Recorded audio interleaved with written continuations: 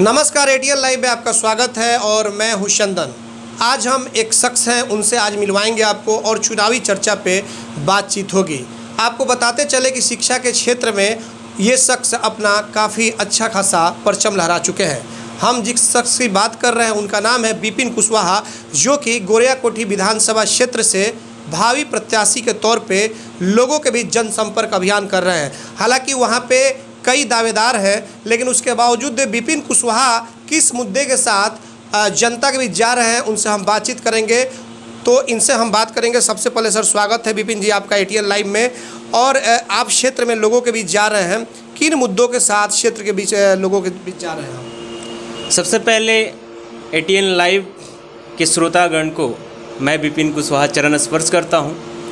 और जिस प्रकार से आपने क्वेश्चन मेरे से किया है कि क्या मुद्दा है आप लेकर के जा रहे हैं क्षेत्र में, तो जो जनरली जिस पार्टियां का मुद्दा होता है, किसी भी पार्टी का, किसी भी नेता का, शिक्षा, स्वास्थ्य, बेरोजगारी, सिंचाई, ये तो चार मेरा मुद्दा है ही। लेकिन मेरा मेन मुद्दा है, क्योंकि मेरा एक कोटेशन भी चलता है कि शिक्षा से ही सामाजिक बदलाव संभव है। किसी गरीब व्यक्ति को 10,000 रुपया दे दीजिएगा, 1 लाख रुपया दे दीजिएगा तो बदलाव मुझे नहीं लगता है कि होगा। लेकिन उनके बच्चों के हाथ में कॉपी पेन किताब पकड़ा दीजिए तो नो डाउट, मैं गारंटी के साथ बोलता हूं कि 10 साल बाद ऑलरेडी बदलाव हो जाएगा। तो मेरा सबसे मेन जो फोकस है वो एजुकेशन पे है। एजुकेशन मुझे उस अनुसार से बढ़ाना है, जिस मौजूदा हालत जो चल रहा है एजुकेशन सिस्टम का, तो सबसे छुपा नहीं है। शिक्षा, स्वास्थ्य के क्षेत्र में जो भी दिक्कतें हैं, जैसे मान लीजिए कि मेरी ही तबीयत खराब हो जाए तो कोई पीएचसी पे लेके जाएगा तो डायरेक्ट वो लोग लिखते हैं रेफर टू हायर सेंटर। जैसे सीवान आना होगा तो ये भी क्या करेंगे कि अपना इनिशियल स्टेज में अपना जो भी करेंगे, करने के बाद ये भी लिखेंगे कि refer to higher centre Patna.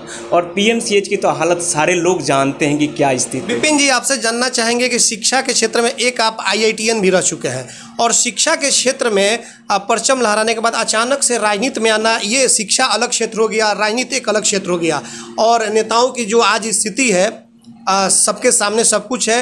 तो क्या आप ये नहीं मान रहे कि जनता अब उसी कैटेगरी में आपको भी देखना चाहेगी या देख रही है उसी तरह से? मैं आपको बता दूं कि 2012 में एक IAS अधिकारी हुआ करते थे सिवान जिला में, गोपाल मीणा। उनसे जब मैं कॉलेज में था तो उनसे काफ़ी बॉन्डिंग मेरी थी। वो भी इंजीनियर थे और मैं भी NIT भोपाल से कर रहा था, NIT से, कॉलेज से। तो एक हमारा थीम था, टॉप 5 का चयन करते थे, 5 बच्चा को सिलेक्ट करके फ्री ऑफ कॉस्ट हम पढ़ाते थे, IIT का तैयारी करवाते थे। तो एक मेरे ब्रेन में आया कि सारे लोग यहाँ से पढ़ करके अच्छे कॉलेजों से इंजीनियरिंग या मेडिकल करके विदेश चले जाते हैं। मैं ऐसा कोई काम करूं अपने क्षेत्र में कि बच्चे डेवलप करें। जैसे IIT के बारे में हमको बाद में पता चला तो हम क्यों नहीं 9th और 10th में ही बच्चों को बताएं। तो मैंने इंस्टीट्यूट खोला जिसका उद्घाटन आप लोग जानते हैं कि संजय कुमार सिंह जी DM साहब किए थे। तो मेरे ब्रेन में आया कि कैसे डेवलपमेंट होगा, तो मैंने एजुकेशन पे फोकस किया। एजुकेशन पे फोकस करके मैंने हर जगह कॉपी पेन किताब बांटने का काम किया, सोशल वर्क। लेकिन मुझे दिखा कि इस प्रकार से मैं करोड़ों रुपए खर्च कर दूं, नहीं हो सकता है। जब तक मैं संवैधानिक पोस्ट पे नहीं बैठूंगा तब तक लोगों को फायदा नहीं पहुंचा सकता हूं। तो ये भी एक कारण था मुझे पॉलिटिक्स में आने के लिए। और मैं पॉलिटिक्स में आया हूं, एक बेहतर ढंग से कार्य कर रहा हूं। रोड मैप है मेरे पास, एक विजन है, एक प्लान है, उसके तहत हम कार्य कर रहे हैं। आप अभी RJD के लिए काम कर रहे हैं? जी बिल्कुल। तो RJD के लिए काम कर रहे हैं, फिर RJD के ही विधायक हैं गोरियाकोठी से सत्यदेव सिंह। तो ऐसे में क्या लग रहा है कि सत्यदेव सिंह को टिकट ना दे करके और आप लोगों को पार्टी टिकट क्यों दे देगी? वो तो सिटिंग विधायक है। आपका क्वेश्चन बिल्कुल जायज़ है।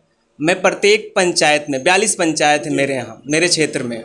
आज से आप देखते होंगे, मेरा फेसबुक ID भी चेक कर लें। जो चुनाव चल रहा था मैं बहुत एक्टिव था। महाराजगंज लोकसभा हो या सिवान लोकसभा हो, मेरी पूरी टीम काम कर रही थी। टेक्निकल हो या वो मैनुअल हो, हम लोग काम कर रहे थे। मैं उस टाइम एक्टिव था और हमारे विधायक जी भी अच्छे व्यक्ति हैं। हम कोई नेगेटिव टीका टिप्पणी उस पर नहीं करेंगे। एक अनुशासन नाम की भी चीज़ होती है, लेकिन मैं उनसे बेहतर अपने आप को आंकता हूँ कि मैं पार्टी को मजबूत भी कर सकता हूँ। ये तो सभी लोग जब कुर्सी की बात आती है तो सभी लोग कहते हैं कि मैं ये करूँगा, वो करूँगा जनता के लिए। और जब चुनाव अगर वो जीत जाते हैं तो फिर क्या आलम है वो जनता जानती है और हम लोग भी देख रहे हैं। बिल्कुल, आपकी जो क्वेश्चन है इसी को मैं दूर करने आया हूँ इस क्षेत्र में। मुझे इस प्रकार का काम करना है कि लोग बोले कि तुम विपिन जैसा राजनीति करो। सब लोग बोलते हैं कि गंदा पॉलिटिक्स है, बहुत नेगेटिव पॉलिटिक्स है। आप इसलिए तो हमने आपसे कहा कि शिक्षा अलग क्षेत्र है और इस गंदे पॉलिटिक्स में आप कहां से आकर के फंस गए। बिल्कुल बिल्कुल, यही सोच के साथ मैं आया हूं कि एक एशिया महादेश में एक बात जाए कि गोरियाकोटी विधानसभा से कोई नेता हुआ, कोई विधायक हुआ कि उसके जैसा बनो। ये मेरी थिंकिंग है। उसी सोच के साथ मैं पॉलिटिक्स में आया हूं कि लोग पॉलिटिक्स को गंदा बोलते हैं। पॉलिटिक्स सबसे बेटर प्रोफेशन है, एजुकेशन सबसे बेटर प्रोफेशन है, दुनिया का सबसे अच्छा प्रोफेशन जिसको शिक्षा देना, और ये पॉलिटिक्स। लेकिन आज की पॉलिटिक्स ये है कि नेता बन जाइए, 2-4 गाड़ियां लग्जरी अपने यहाँ लेते आइए, बड़े बड़े आपके रिलेशन के ठेकेदार बना दीजिए, रोड का ठेका ले लीजिए, ये बड़े बड़े एकदम रुपए जो कि एक बड़ी उगाही कीजिए। ये आज की पॉलिटिक्स है। और लग्जरी गाड़ी से अगर आप नहीं चलेंगे तो अच्छे नेता जनता के बीच में नहीं कहे जाएंगे। ये तो आपका बिल्कुल बात सत्य है कि जैसे एक गाड़ी से हम घूमते हैं तो लोग बोलते हैं 3-4 गाड़ी बढ़ाइए आप, कि फोकस का दुनिया है। लेकिन मैं जो काम कर रहा हूँ मैं सेटिस्फाइड हूँ, मुझे सेटिस्फैक्शन मिलता है उस काम में, मैं बहुत खुश हूँ। मेरे बहुत सारे अभी दोस्त हैं, ONGC, HPCL, BPCL, कोई IAS अधिकारी भी बना है। लेकिन मैं जिस क्षेत्र में आया हूँ मैं बहुत हैप्पी हूँ। और ये जो आप परिदृश्य आपने बताया वो बिल्कुल आज का पॉलिटिक्स वही है। लेकिन मुझे ऐसा लगता है कि मैंने अपने आप को जिस प्रकार से इंट्रोड्यूस किया है ग्रामीण जनता के पास, वो लग्जरी गाड़ियों के पीछे नहीं जाएगी, मेरे बात के पीछे जाएगी। तो आखिर आप चुनाव लड़ने के जब मूड में है तो किस विधानसभा क्षेत्र से हैं और वहाँ से क्या टिकट के मूड में है या फिर निर्दलीय भी चुनावी ताल ठोकेंगे आप? सबसे पहले मैं बता दूं कि मैं जिला सचिव से ज्वाइन किया था RJD में, आज बिहार का प्रदेश सचिव हूं। पार्टी ने मेरे ऊपर कुछ देखा है, तभी वो भी मेन विंग का, युवा का नहीं। रही बात की निर्दलीय का, तो निर्दलीय तो मैंने कोई प्लानिंग नहीं किया है, और पार्टी टिकट देती है और जनता वोट देती है। जनता मालिक है और पार्टी सर्वमान्य है। जो पार्टी का निर्णय होगा वो मैं मानूंगा, लेकिन मुझे दोनों जगह समर्थन प्राप्त है। उधर प्रभुनाथ सिंह जी का भी हमको समर्थन प्राप्त है, जो हमारे बड़े भाई हैं रणधीर सिंह, और इधर मैडम हिना साहब का। ये बात तो अभी 2 दिन पहले रामायण चौधरी भी कह रहे थे। अब उनकी बात जो भी हो वो किस प्रकार से जुड़े हुए हैं, लेकिन इनसे हमारा माँ बेटा का रिलेशन है और उनसे बड़ा भाई का रिलेशन छोटा भाई का है, रणधीर सिंह जी तो से। आखिर वो टिकट किसे दिलवाएंगे? आपको दिलवाएंगे, सत्यदेव सिंह को दिलवाएंगे? क्योंकि सत्यदेव सिंह जो हैं वो प्रभुनाथ सिंह के काफ़ी करीबी माने जाते हैं। और इधर आइए मोहम्मद शहाबुद्दीन की अगर बात कर लें तो रामायण चौधरी को उन्होंने ही बैठाया सिवान सेंट्रल कोऑपरेटिव बैंक की सीट पर, जो अध्यक्ष की सीट है। तो ये तो 2 अलग अलग देखे जा रहे हैं, लेकिन आप अपने को कह रहे हैं कि वो मेरे ये हैं और वो मदद करेंगे। तो हमें समझ में नहीं आ रहा है कि आखिर वो कितने लोगों को मदद करेंगे, कितने लोगों को टिकट दिलवाएंगे? सिंबल एक ही लोगों को मिलेगा। जिस प्रकार से सर एग्ज़ाम होता है ना, तो उसमें बहुत सारे लोग बैठते हैं। जैसे हम लोग IIT का पेपर दिए थे और NIT का पेपर दिए थे, 14-15 लाख बच्चे बैठे थे। जो अच्छा बढ़िया एग्ज़ाम देगा वो पास होगा। इस एग्ज़ाम में मैं पास हूँ। और रामायण चौधरी जी का बात है, वो भी बहुत बढ़िया आदमी है। रही बात सत्यदेव सिंह का, तो वो भी बढ़िया आदमी है। इन दोनों के बाद मैं बच जाता हूँ। मेरे काम को देखते अनुसार वो रणधीर भैया हो या उनके पिताजी हो या मैडम हो, मुझे लाइक करते हैं और मुझे ज़रूर सपोर्ट वो लोग करेंगे कि नहीं ये नया चेहरा है, इसके पास अच्छा क्वालिटी भी है और ये काम भी करेगा पार्टी के लिए भी और जनता के लिए भी। नो डाउट मुझे सपोर्ट। गोरियाकोठी को आपने क्यों चुना? सिवान में कई सीटें हैं, जैसे कि अगर सिवान महाराजगंज की अगर बात कर लें तो 8 विधानसभा सीट है यहाँ पे, तो सिर्फ गोरियाकोठी को आपने क्यों चुना? सर मेरा घर है वहाँ पे। मेरा घर पड़ता है गोरियाकोठी प्रखंड में, मेरा घर है, मोहम्मदपुर पंचायत है। मैं कोई बाहरी नहीं हूँ, मैं वहीं का निवासी हूँ। तो बिल्कुल अपने घर में तो मेरा हक है ना मांगना कोई भी चीज़। मैं बिल्कुल लगा हूँ उसी पर। लेकिन अभी कल की अगर बात कर ले तो आपकी RJD की पार्टी पूरी तरह से टूट चुकी है। ऐसे में क्या नैया कैसे पार होगी इस चुनाव में? सर जब हमारे मुख्यमंत्री ही भाग गए तो ये 5 MLC जाने से हमारे पार्टी का कोई फर्क नहीं पड़ता है। गांव के लोग कहावत बोलते हैं कि लेकिन चुनाव के वक्त पे हुआ है, गोजर के 5 गो पैर टूट जाओ तो इससे कोनो फर्क ना पड़ी। तो बात यही है सर कि एंड टाइम पे हो या आगे हो, उससे कोई फर्क नहीं पड़ने वाला है। 5 MLC थे वो चले गए, फर्क तो पड़ गया है। सुप्रीमो आपके जेल में है और आज तक आप लोग सरकार भी नहीं बना सके। अगर 15 साल की बात कर ले तो 15 साल की बात करें, हम लोग सरकार नहीं बना पाए हैं। इसमें कुछ टेक्निकल फॉल्ट है, क्योंकि हम जिस तरीके से हमको जाना चाहिए, अपने आप को इंट्रोड्यूस करना चाहिए, थोड़ा सा नहीं कर पाए। कुछ कमियां, हर चीज़ रह जाती है कुछ ना कुछ। हम लोग अब बेहतर तेजस्वी यादव में कमी मानते हैं? नहीं, बिल्कुल नहीं मानते हैं। क्योंकि वो पार्टी में कमी है। पार्टी में नहीं, स्टार्टिंग से जब प्रिपरेशन किया जाता है एग्ज़ाम का तो कुछ ना कुछ कमियां रहती है, तभी हम लोग सफल नहीं होते हैं, वो किसी भी प्रकार का हो। ये भी एक एग्ज़ाम ही है सर, जैसे इंजीनियरिंग और मेडिकल और IAS IPS है, इसी प्रकार से ये भी एक एग्ज़ाम है। कुछ ना कुछ कमियां होंगी जिससे हम लोग सफल नहीं होंगे। लेकिन अभी का जो टाइम है, अभी का जो दौर चल रहा है, बिल्कुल हम लोग 100% अपना सिलेबस को कंप्लीट कर लिए हैं और इस बार सफलता मुझे मिलेगी। क्या लग रहा है रघुवंश प्रसाद सिंह इतने नाराज क्यों हो गए? काफ़ी लालू जी के करीबी थे और सारा बागडोर वही लोग लेकर के चलते थे।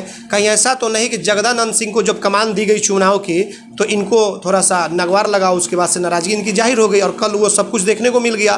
5 अचानक आपके MLC जो अचानक भागे, कहीं ना कहीं पूरी तरह से राजद कमज़ोर हो गया। इस बात को आप मानते हैं? नहीं, बिल्कुल नहीं मानता हूं मैं। और रही बात उन लोगों को इस्तीफ़ा देने का, तो सर ये बहुत उच्च लेवल की बात है। मैं एक छोटा सा कार्यकर्ता हूं, एक छोटा सा नेता हूं, जनता के बीच जाता हूं, इस पर मैं कोई कमेंट नहीं दे सकता हूं क्योंकि वो बड़े लोगों की बात है। क्या लग रहा है चुनाव अपने नियत समय पर हो जाएंगे या फिर इसकी समय अवधि कुछ बढ़ेगी भी? आपको क्या लग रहा है? मुझे जिस प्रकार से लग रहा है कि 70,000 72,000 LED जिस प्रकार से हमारे अमित शाह जी ने लगवा करके चुनावी वर्चुअल रैली किया, जिसमें सैकड़ों करोड़ रुपए उन्होंने खर्च किया, उस पैसे को हर एक क्वारंटाइन सेंटर पे मैं गया हूँ, वहाँ लोग क्या बोल रहे हैं सरकार के खिलाफ वो सबको पता है। तो मुझे इस प्रकार से लग रहा है कि चुनाव निहित जो समय है उसी पे होगा और जिस प्रकार से भाजपा तैयारी कर रही है वो चुनाव टाइम से ही कराएगी। आपको क्या लग रहा है कि वर्चुअल रैली जो गृह मंत्री ने किया, उस वर्चुअल रैली को ग्रामीण स्तर के जो वहाँ के जमीन स्तर के जो आम पब्लिक है वो क्या समझ पाई क्या इस वर्चुअल रैली को? सर वो समझ पाई या न पाई, लेकिन कुछ उनकी टीम है जो पेड वर्कर हैं, जो बीजेपी पैसा देती है प्रत्येक पंचायत में बहाल की हुई है, वो उस बात को बखूबी लोगों को ब्रेन वॉश करते रहते हैं, समझाते रहते हैं, झूठा और ये सब बताते रहते हैं। वो टीवी की कोई ज़रूरत नहीं पड़ती है, लेकिन उन्होंने ये काम किया। उनकी बहुत पेड वर्कर लोग घूमते रहते हैं हमेशा एकदम भगवा बांध के कि वही सबसे अधिक हिंदू धर्म के मतलब बचाने वाले हैं। इस प्रकार से मैं देखता हूँ। आपके क्षेत्र से RJD के लिए जो सिटिंग कैंडिडेट है सत्यदेव सिंह है, रेणु यादव हैं, फिर से आपको मानिक चंद्र राय जो पूर्व विधायक हुआ करते थे उनके बेटे हैं, मानिक जी के बेटे जो हैं, उसके बाद से रामायण चौधरी हो गए, आप हो गए।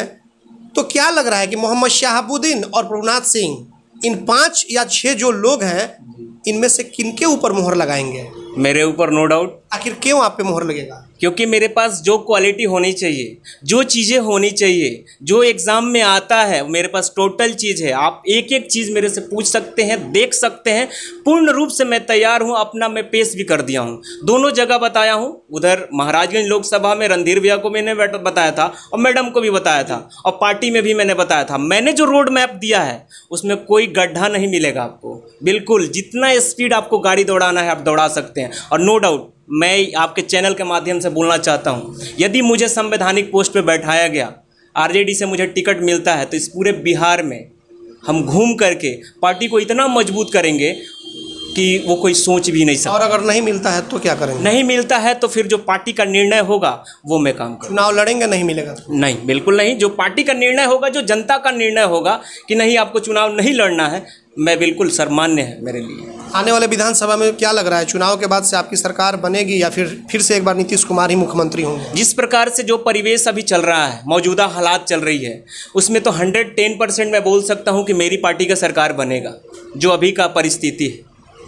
लेकिन लोग तो कहते हैं कि 15 साल का आपका जंगल राज था।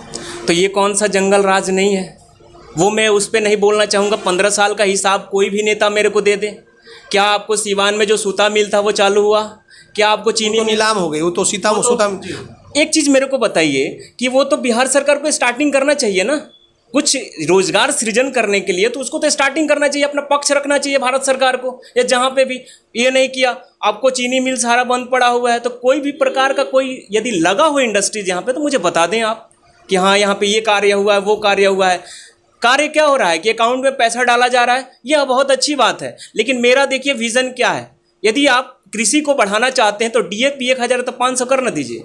ये होती है डायरेक्ट फ़ायदा। 1,000 रुपया दे दीजिएगा किसी के अकाउंट में सर, तो वो कोई आपका रोड मैप नहीं है, कोई विज़न नहीं है, वो बहलावा है, फुसलावा है कि वोट लेना है, चुनाव आ गया है। अच्छा, टिकट को लेकर के कभी आप प्रदेश के जो अभी आपके लीडर हैं, युवा के नेता हैं तेजस्वी यादव, इनसे कभी बातचीत हुई इस मामले? बिल्कुल बात हुई है और उन्होंने मेरे काम को देख करके काफ़ी सपोर्ट भी किया। और जगदानंद सिंह जी से मैं मिला था, उन्होंने एक बात बोला कि तुम्हारे जैसा 38 लड़का हो तो हम लोग, हमारी पार्टी बहुत मजबूत हो जाए। 38 यदि ज़िले में यदि 38 लड़का हो तुम्हारे जैसा तो हमारी पार्टी बहुत मजबूत होगी। तो मुझे ये कमेंट सुन करके बहुत खुशी हुआ, कहीं ना कहीं उनके ब्रेन में बैठ गया कि नहीं वाकई ये लड़का है, मेहनत कर रहा है, पार्टी को उम्मीद ज़्यादा बढ़ गई काफ़ी। और भी बहुत सारी बातें हैं, हर जगह से आश्वासन मिला है कि आप जाइए, मेहनत कीजिए और हम लोग आपके साथ हैं, तो इस प्रकार से भी है। तो आपने देखा कि ये थे विपिन कुशवाहा, जो कि गोरियाकोठी विधानसभा क्षेत्र से अपने आप को वहाँ से दावेदारी कर रहे हैं विधानसभा चुनाव के लिए। और जाहिर तौर पे जिस तरह से इनसे बातचीत हुई, काफ़ी एनर्जेटिक तरीके से अपनी बातों को इन्होंने जिस तरह से रखा है, शायद इनकी बातों से ऐसा लग रहा है कि इनका जिस तरह से बड़े लीडरों से बातचीत हुई है, इनका कहना है कि हमारे जैसे व्यक्ति की ज़रूरत है आरजेडी के लोगों की। लेकिन देखना यह होगा कि आने वाले विधानसभा चुनाव में, इसलिए कि आरजेडी वो पार्टी है कि जो ज़मीनी स्तर पे अगर काम करता है, तो आपको अगर दुरौंदा विधानसभा क्षेत्र की हम बात कर लें तो चर्चा किसी और की होती है और टिकट कोई और लेकर के आता है। ऐसे में अब आने वाले समय में देखना यह होगा कि क्या विपिन कुशवाहा जिस बात को लेकर के इतनी अपनी दावेदारी के साथ अपनी बातों को रख रहे हैं, क्या वाकई में पार्टी इनको टिकट देती है, या फिर आने वाले समय में कुछ और कारनामा गोरियाकोठी विधानसभा क्षेत्र में आरजेडी के द्वारा किया जाएगा। यह तो अब आने वाला वक्त ही बताएगा। हमारे सहयोगी नजर आलम के साथ चंदन कुमार, ATN लाइव।